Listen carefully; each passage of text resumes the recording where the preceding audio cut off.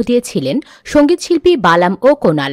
গানটি প্রকাশের পর টানা 2 মাস গ্লোবাল মিউজিক ভিডিও বিভাগে সেরা 100 গানের তালিকায় ছিল। সেই সাফল্যের পর দ্বিতীয়বারের মতো সাকিবের রাজকুমার ছবিতে প্লেব্যাক করলেন বালাম কোনাল। তাদের গাওয়া এই গানটিও রাজকুমার ছবির টাইটেল গান হিসেবে থাকছে। রাজকুমার শিরোনামের এই গানটি লিখেছেন আসিফ ইকবাল এবং সুর সঙ্গীত করেন আকাশ সেন। যুক্তরাষ্ট্রের চোখ জুড়ানো লোকেশনে রাজকুমার গানের দৃশ্য ধারণ হয়েছে। চিত্রায়নে সাকিবের সঙ্গে রোমান্স করতে দেখা যাবে মার্কিন অভিনেত্রী কোর্টনি কফিকে। শিগগিরই গানটি অনলাইনে উন্মুক্ত হবে, এমনটা ইঙ্গিত দিলেন সংশ্লিষ্টরা।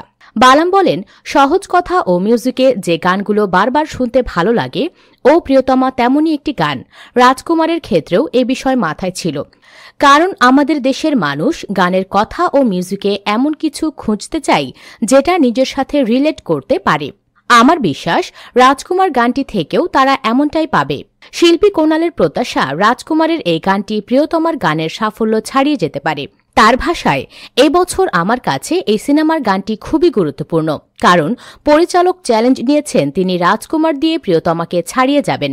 আমরাও সেই দিক মাথায় রেখে পূর্বের গানের সাকসেসকে ক্রস করতে চেয়েছি। গেল বছর মুক্তিপ্রাপ্ত বিশ্বব্যাপী সাফল্য পাওয়া প্রিয়তমার রেকর্ড ভাঙার চ্যালেঞ্জ নিয়ে নির্মিত হচ্ছে রাজকুমার। সংশ্লিষ্টরা বলছেন, 2 বাংলায় এমন বড় আয়োজনের সিনেমা আগে হয়নি।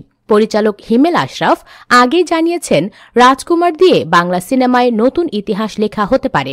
আরশাদ আদনানের প্রযোজনায় প্রেম, পারিবারিক সম্পর্ক এবং একজন স্বপ্নবাজ তরুণের বাংলাদেশ থেকে আমেরিকায় যাত্রার গল্পকে কেন্দ্র করে নির্মিত হচ্ছে রাজকুমার। অন্যান্য চরিত্রে আরও অভিনয় করেছেন তারিক আনাম খান, এরফান মৃধা শিবলু, ডাক্তার এজাজ প্রমুখ।